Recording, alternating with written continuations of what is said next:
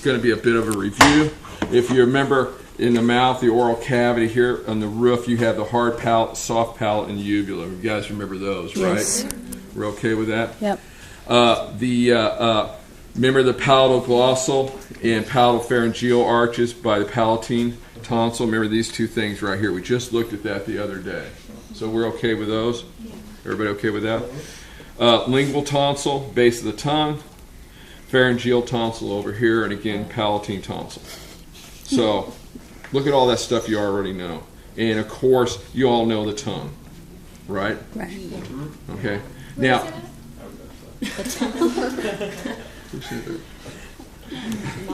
okay, so remember, you guys, you have the oral pharynx back here, and the laryngeal pharynx, and the nasal pharynx here. That's down there on B. I just skipped the teeth for a second because I didn't want to put this down and pick it back up. Okay, we okay with that? Yes. Okay, so on teeth, let me show you Mr. Tooth first and the different parts of it. Crown. And this white stuff is the hardest stuff in the body. That's enamel. Okay. The neck of the tooth is right here. This stuff out here is the gingiva, which you call your gums. Okay. And then these are the roots. We okay with that? Underneath the neck, they have dentin written there, and that's this stuff here. Dentin. It's like bone, but it's not bone. Okay. The root, again here, see this white lining around it?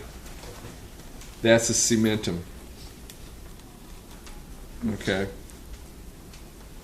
Pulp cavity, that's this stuff in here, where the blood vessels are. Periodontal ligament, that's this pink thing next to the cementum. Right there. That's the periodontal ligament. Didn't know you had ligaments in your teeth, did you? No. Yeah. That's why you hear about somebody that works is a periodontist. Yeah, he specializes in just this area. The root canal is this here, and this would be the apical foramen. That's where the blood vessels and nerve come in and out. Obviously, Mr. Tooth here needs a root canal. Anybody here had a root canal? They're fun. If a dentist ever says he wants you to have one, go to it, enjoy it. They basically just drill this out, kill this nerve, and they pack this up is what they do. Okay. We have a cavity here. He has gingivitis. That redness right there should be pink. Here's another cavity forming here. So Mr. Tooth is not doing good. What's the difference between the apical foramen and the root canal? This is all here is the root canal. That opening there is the apical foramen. Okay. Why is there a color change? You know, people say they have like a dead tooth. It's like grayer than the rest of the teeth. Like, I don't know why it's like that. Okay. Yeah, I don't know. I was like, by dead is that actually like something like dead with it? Is it no longer like that? Well, I think what they're showing here is the fact that you've got an infected root. This whole thing's getting infected. Okay, so that like This would be what a normal root would look like.